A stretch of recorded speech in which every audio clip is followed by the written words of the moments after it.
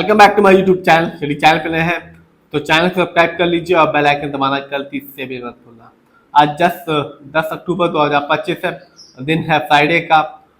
ये वीडियो सिर्फ educational purpose है, ना हमको स्टॉक खरीदने की सलाह देते हो ना ही बेचने की। तो आज बात प्रकाश इंडस्ट्रीज के बारे में। जो लेटेस्ट न्यूज़ है या खबर है वो ये है कि जो दिग्गज इन्वेस्टर है डॉली खन्ना, उन्होंने इस कंपनी में अपने स्टेक को और भी बढ़ा दिया है। अभी तक इनका डॉली खन्ना का इस कंपनी में जो इन्वेस्टमेंट था वो था 40,56,000 का, जो कि अब बढ़कर हो चुका है 52,61,000 का। तो कह सकते हैं कि दिग्गज इन्वेस्टर डॉली खन्ना ने अपना भरोसा इस कंपनी में और भी ज्यादा बढ़ा दिया। बात करें इस कंपनी के बारे में यानी कि प्रकाश इंडस्ट्रीज के बारे में, तो कंपनी बनाती है स्टील प्रोडक्ट्स को like ferro alloy alongside captive power generation. और आज के दिन यदि आप देखेंगे तो इस कंपनी का शेयर प्राइस मिल रहा है 165 रुपए का, और आज इस कंपनी के शेयर में गिरावट रही 0.07% की। यदि हम एक साल को देखें 2024 को, जब मार्केट डाउन था, कह सकते हैं इस कंपनी ने भी अपने शेयर होल्डर्स को निराश ही किया। इस कंपनी के शेयर में मामूली सी गिरावट रही 3.48% की, यानी कि आज से ठीक एक साल पहले इस कंपनी का शेयर प्राइस था 169 रुपीज का।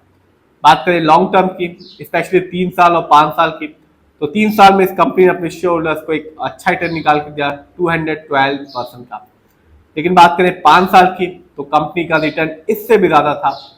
5 साल में इस कंपनी ने अपने शेयर होल्डर्स को भरोसे को जीता और रिटर्न के तौर पे दिया अपने शेयर होल्डर्स को 318% का एक अच्छा खासा रिटर्न। यानी कि 2020 में इस कंपनी का जो शेयर प्राइस था वो था 46 रुपीज का, जो 5 साल में बढ़कर हो चुका है 165 रुपीज का। तो कह सकते हैं शॉर्ट टर्म में तो निराश किया, लेकिन लॉन्ग टर्म में अपने शेयर होल्डर्स का भरोसा जीता और एक अच्छा खासा रिटर्न भी दिया। और जो अच्छी कंपनियां होती हैं वो ऐसा ही करती हैं। जानते हैं इस कंपनी के स्टॉक के परफॉर्मेंस को। तो एक साल में इस कंपनी का जो हाईएस्ट शेयर प्राइस गया वो रहा 167 रुपीज 99 पैसे, जबकि एक साल में इस कंपनी का जो लो शेयर प्राइस आया वो रहा 164 रुपीज 68 पैसे। बात की जाए इस कंपनी के मार्केट डेप्थ की, तो अभी इस कंपनी में बाय ऑर्डर क्वांटिटी कम है, यानी कि कम लोग इस कंपनी के शेयर को खरीद रहे हैं और अधिक मात्रा में इस कंपनी के शेयर को लोग बेच रहे हैं।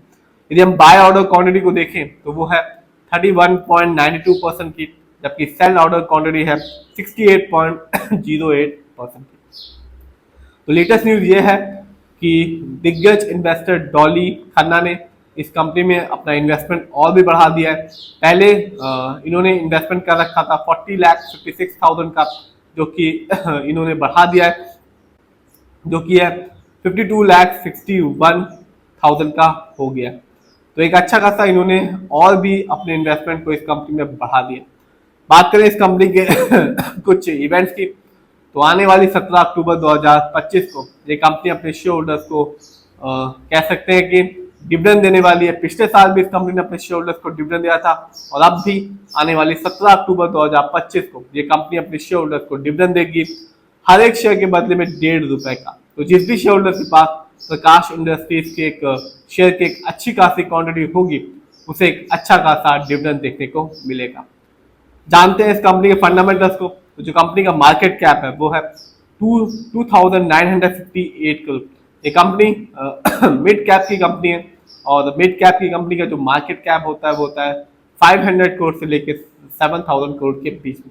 साफ है कंपनी अपने बिजनेस को मार्केट में बढ़ा रही है। इस कंपनी का जो पीबी रेशियो है वो है 0.89। शेयर मार्केट में एक अच्छा पीवी रेशियो कहलाता है 1 या तो बिलो 3। इस कंपनी का जो इंडस्ट्री पी है वो है 22.82। शेयर मार्केट में एक अच्छा इंडस्ट्री पी होता है 20 से लेकर 25 के बीच में। इंडस्ट्री पी से साफ पता चलता है कि कंपनी के स्टॉक मार्केट में क्या चीप है या एक्सपेंसिव है। जानते हैं डेब्ट टू इक्विटी को, यानी कि लोन कर्ज को। तो कंपनी पर कह सकते हैं कि लोन कर्ज ना के बराबर है, क्योंकि इस कंपनी का डेब्ट टू इक्विटी है 0.30। बात की जाए आरओई की, यानी कि रिटर्न ऑन इक्विटी, जो कंपनी का आरओई है वो है 10.71%। शेयर मार्केट में एक अच्छा आरओई कहलाता है 15% से लेकर 20% के बीच में।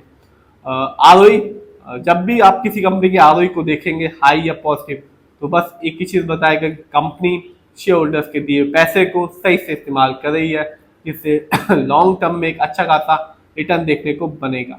और जब भी किसी कंपनी का आरओई कम होता है या नेगेटिव होता है तो साफ बताता है कि कंपनी शेयर होल्डर्स के पैसे को सही से इस्तेमाल नहीं करे, जिससे लॉन्ग टर्म में रिटर्न पाने की संभावना कम हो जाती है।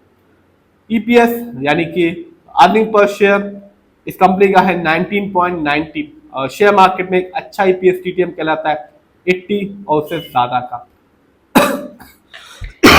Earning per share trailing 12 month का मतलब होता है कि कंपनी ने लास्ट 12 मंथ में कितनी कमाई की है।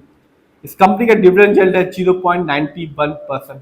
शेयर मार्केट में एक अच्छा डिविडेंड यील्ड होता है 2% से लेकर 6% के बीच में। हाई डिविडेंड यील्ड अच्छा होता है जो इंडिकेट करता है शेयर होल्डर्स को कि इस कंपनी के स्टॉक अपने पोर्टफोलियो में ऐड करना चाहिए। जानते हैं इस कंपनी के फाइनेंशियल कंडीशन को, तो आप देख सकते हैं यदि हम जून क्वार्टर को देखें और स्पेशली सबसे पहले रेवेन्यू को देखें तो जून क्वार्टर में इस कंपनी का रेवेन्यू रहा 1043 करोड़ का, जबकि ईयरली देखें तो 2025 में इस कंपनी ने ईयरली रेवेन्यू के मामले में कमाया 4040 करोड़, जबकि प्रॉफिट को देखें तो जून क्वार्टर में जून 2025 में इस कंपनी का जो प्रॉफिट रहा वो था 91.40 करोड़ का, जबकि ईयरली देखें तो 2025 में इस कंपनी ने ईयरली प्रॉफिट के मामले में कमाया 355 करोड़। बात की जाए नेटवर्थ की तो 2025 में इस कंपनी का जो नेटवर्थ है वो बढ़ गया 2024 की तुलना में। इस कंपनी का नेटवर्थ रहा 3319 करोड़, जबकि पिछले साल यानी कि 2024 में इस कंपनी का जो नेटवर्थ था वो था 3024 करोड़ का। आइए जानते हैं इस कंपनी के शेयर होल्डिंग पैटर्न को। तो साफ है रिटेलर्स यानी कि हम लोग का पैसा इस कंपनी में सबसे ज्यादा लगा हुआ है, जिसका परसेंटेज है 51.24% का, जबकि दूसरे नंबर पे आते हैं प्रमोटर्स यानी कि इस कंपनी जो ओनर्स है उनका पैसा इस कंपनी में लगा हुआ है 44.38% का, जबकि तीसरे नंबर पे आते हैं FII यानी कि विदेशी निवेशक जिनका पैसा इस कंपनी में लगा हुआ है 4.33% का।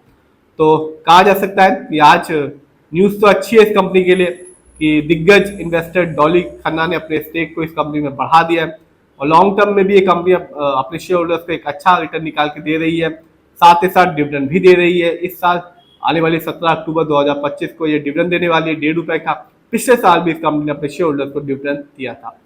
फिर भी आप जिस भी कंपनी के शेयर को खरीदें खुद रिसर्च करें, एनालाइज करें, अपने फाइनेंशियल एडवाइजर की राय लें, फिर अपने पैसे को शेयर मार्केट में लगाएं।